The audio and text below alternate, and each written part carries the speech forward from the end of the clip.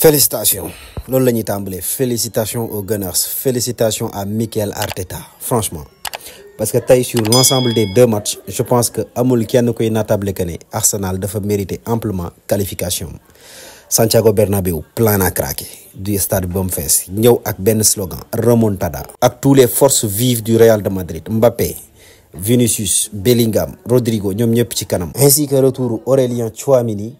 Mais dafa mel ni ça ne suffisait pas doyut woon pour tiital Gunners yi tey ils ont été à la hauteur franchement parce que xamoon nañ que ne match bi du yomb pour Arsenal xamoon nañ que ne peut-être Real bu ñëwee dana def benn réaction d'orgueil mais gis nañ que ne mentalement et tactiquement ñoom Gunners yi dañoo pare woon pour affronter Real de Madrid quelle que soit fureur bi ñu mën a indi. et gis nañ ko dès les 15 premières minutes Real dañu afficher seen ambition li ñu indaale dañ ko ñëw wane ko sama gars yi di attaquer sans pour autant même ñu réfléchir li ñu gisoon mooy dugal benn but ci 15 premières minutes yi mais on a vu une défense extraordinaire. Saliba a été correct à part erreur bi mu def bien évidemment Vinicius dugal ci match bi mais il a été vraiment extraordinaire mais surtout kii di Kiwior moom tamit vraiment fantastique ñaari latéral yi tamit kenn demul ñu descend sama gars yi ñaari latéral yi parce que sama gars yi contenir Rodrigo et Vinicius ci ñaari match c'est pas donné à n'importe qui et ils l'ont fait. Accepté nañ aussi li nga xamante ni moom mooy domination bi tout en assurant nag les sorties de balle mais aussi surtout di jouer ci seeni points forts muy li nga xamante moom mooy coup de pied arrêté yi gis nañ ko penalty bi ñu am même si pour moi ça reste quand même discutable muy ñaari penalty yëpp muy bi ñu accordé Arsenal muy bi ñu ñàkk accordé Real Madrid pour man ñaari yëpp c'était vraiment trop léger pour que ñu siffler ko penalty mais xam nañ fi seeni chance nekk te foofu la ñuy appuyer défensivement ils ont été costauds animation offensive bi aussi tane woon na parce que même rare tir cadré yi am ci match bi première mi-temps Arsenal moo ko am. Real tey première mi-temps bi yëpp 0 tir cadré la am malgré que ne ñoom ñoo yoroon bal bi durant les 45 minutes ce qui veut dire carrément que ne défense bi ils ont été à la hauteur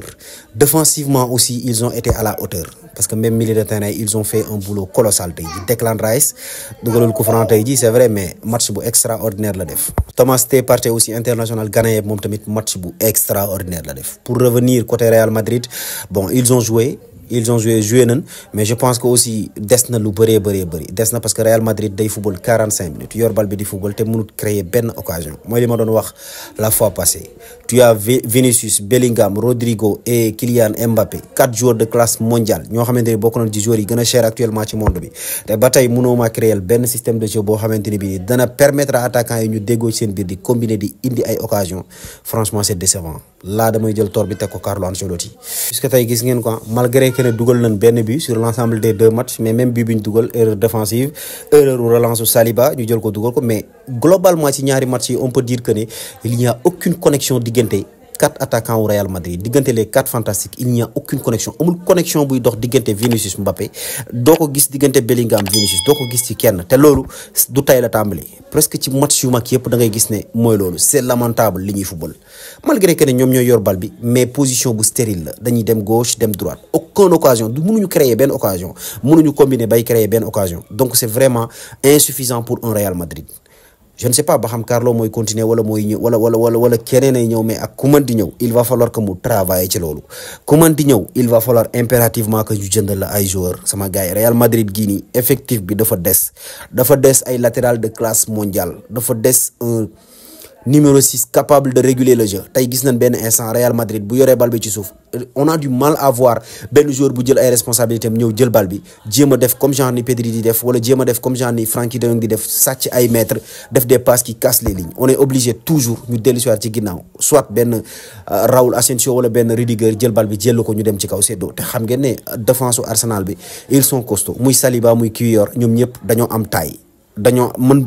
mën duel aussi mën bal aérien ce qui veut dire que ne boo sànnee bal bi ci kaw toujours boo utiliser loolu da ngay am problème pour say attaquant mën a dévier bal bi da ngay am problème pour mën a am bal yoo xamante ne bi da nga koy jouer tu es obligé de faire ça parce que tu n'as pas ce milieu de terrain capable de venir chercher la balle jël ay engagement am football loo ay coéquipiers am ci kanam.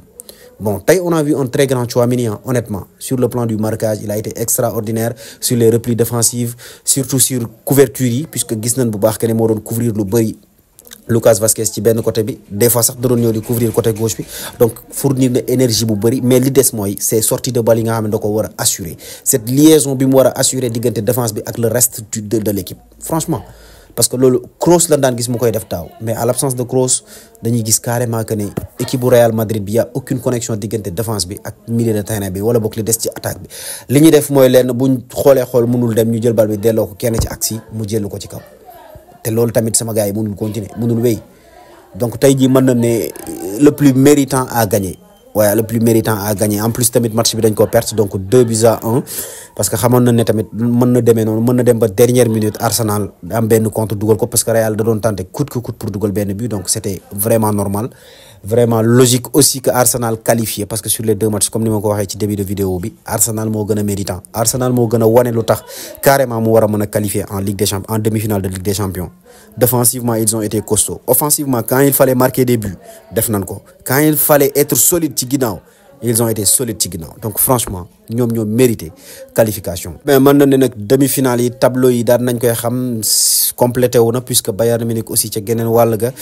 dañ ko tenir en échec fa ca Giuseppe Meazza moom tamit 2 buts partout face à ñii di waa Inter de Milan la ko waral xam ngeen ko muy match bi nga xamante ne football nañ ko ci Allianz Arena Inter moo ko fekkee woon door ko 2-1 donc dana na ay demi-finale yu alléchant Inter Milan Barcelone